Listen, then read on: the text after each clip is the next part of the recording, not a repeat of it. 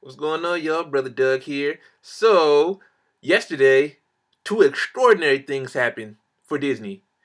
Let's see. One, Disney acquired the television and the movie departments of Fox, 20th Century Fox, and Star Wars, which they own, Lucasfilm, released. And I saw that last night. So what I wanted to do was kill two birds, one stone. I wanted to review Star Wars first, and then go on to the Disney Fox discussion, because I want to know people are going to talk about the Marvel acquiring, since they have X-Men and Fantastic Four now. So definitely I want to get into all that. So I'm gonna do something different. If you guys haven't seen Star Wars or don't really care about Star Wars, you can skip to the next story. I'm going to have the time codes on the description. But if you have seen Star Wars or you don't care about spoilers, then yeah, stick around. Other than that, you can go to the next story. So as I do with all my reviews, I'm going to tell you what I liked, what I disliked, and my overall opinions. Without further ado, let's get started. So prior to the movie starting, I'll get into the theater. It's packed, but thankfully I had a seat up top in the middle. That's my favorite section. What's your favorite section when you sit in the movie theater? I like sitting in the middle, so I'm directly looking at the screen instead of sitting on the side or looking at the exit sign or some shit. But yeah, I was just chatting it up with some fans in the stadium, talking about Disney acquiring Fox, how Disney's a big juggernaut now, and just random stuff that had nothing to do with movies. Just like where do you work? Just random chit chat. But while in conversation, somebody had a beach ball, and then we were all hitting it like we were at a Warrior game or something. Like, hey, this is fun. Definitely lighten up the mood. Okay, I'm over here stalling. What did I like about the movie? I love the twist. I love how Rian Johnson, the director, set up something and it would be something totally different. Like, oh wow, you were building up to that, and then something else happened. Like, this is a spoiler-filled video, so of course, I'm gonna talk about it. Like, I'm looking at my notes here. Like when you thought Leia died after her ship blew up, but she's floating in space, and her fingers are moving. Like, oh wait, wow. We were like, oh, that's how they gonna send off Carrie Fisher, R.I.P. And then that happens. Like, oh, she's alive, but she's not gonna be in episode 9. They confirmed that. The scene with Rose's sister in the beginning with the bomber ships, how the remote control was falling down, and then you see her looking past it like it's falling, like, oh dang. Then her hand quickly catches it, like, oh damn, that was clean. And then the last twist, my favorite twist, the illusion of Luke when he was fighting Kylo Ren, his nephew. How he was like, wait a minute, when he was stabbing him with his lightsaber, he was like, wait. I was like, oh snap, because I was thinking that too. Like, wait, they have holograms in that? Well, of course they have holograms in Star Wars. Hello. There was another twist that I liked, but then I also disliked. I'll talk about that in the dislike section. My favorite fight, definitely when Rey teamed up with Kylo. That was the dope one to fight Snoke's bodyguards. But I also like the fight with Finn against Phasma. How you thought he died. Definitely he's gonna come back and be triumphant. But how he fell off the cliff, the hangar. And he rolls up on like the little level, on the little platform, and said, hey, boom! And then, knocked Phasma out, and you see like a piece of her mask coming off, and she fell to her demise. That was awesome. I love how this movie utilized classic practical effects, whether it was the porgs or some of the alien creatures that are roaming around in the casino.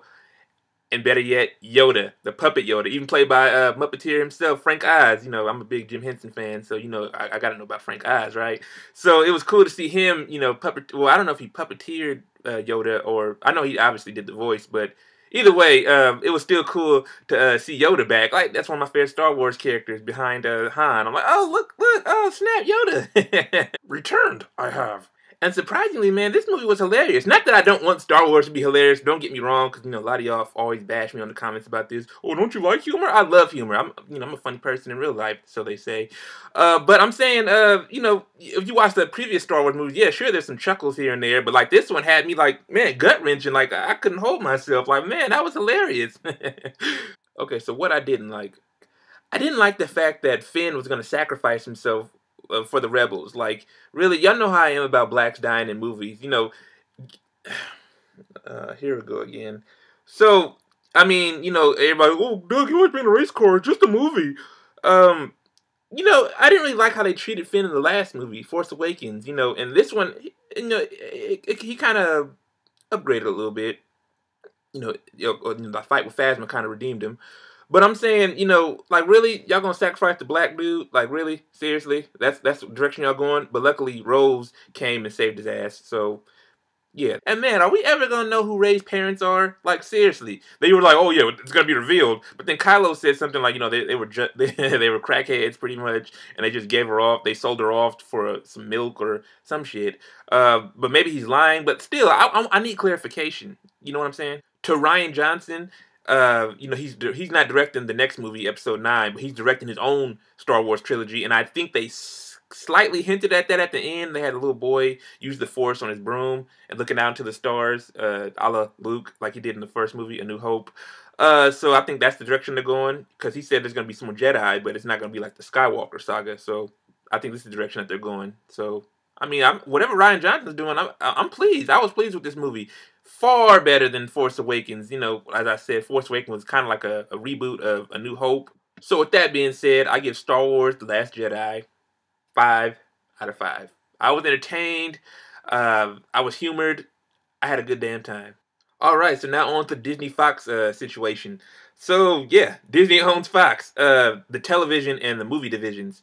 Let me get that clear. People thinking they own FX, Fox News, or Fox, the actual Channel 2. If you're out here in the Bay Area, KTVU. No, they just own. They don't own the broadcasting networks. They just own the shows and the movies. So what does that entail? They own Avatar. They own my show Empire. They own, what else did Disney own? Simpsons, Family Guy, Futurama. What else? What else, y'all? What else? What else? I can go out Star. Did I say Avatar already? Oh, of course, X-Men and Fantastic Four. Marvel like come to daddy. Kevin Feige's like rubbing his hands like Birdman. So the only thing I really care about, from the acquisition is, the Marvel properties, Deadpool, X-Men, Fantastic Four. So Kevin Feige already went out and said that Deadpool is still going to be R-rated, and the Marvel characters, Fox and Marvel characters will now be included in the MCU.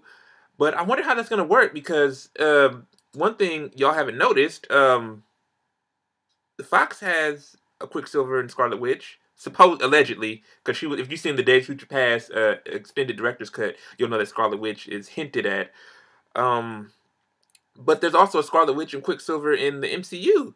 So are they going to do a total reboot? Because supposedly the rumors going around that after Avengers 4, the MCU is getting a total rehaul. Like, oh, okay, because they did mention in Doctor Strange, a movie I didn't like. I'll go on record saying that.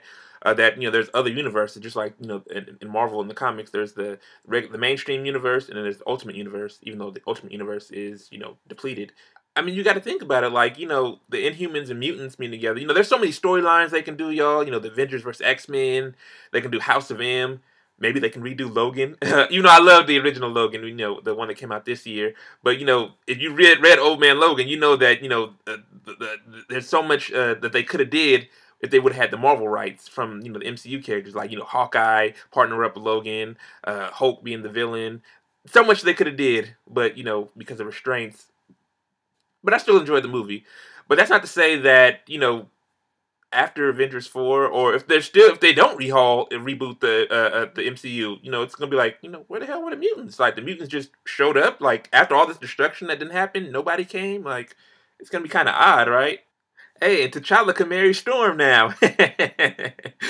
However, after reading some of the OG Black Panther comics, from the 60s and 70s, I would prefer Monica Lynn over Storm, because Monica Lynn is just more she's just more in touch with T'Challa's human side, even though... All right, so that was my review of Star Wars, and that's what I thought about the Disney Fox deal. What do you guys think about Star Wars? How do you feel about the Disney Fox acquisition? Let me know in the comments below. Make sure you like the video, share the video, subscribe, follow me on Facebook, Twitter, Instagram, and like always, y'all, deuces, may the Force be with you.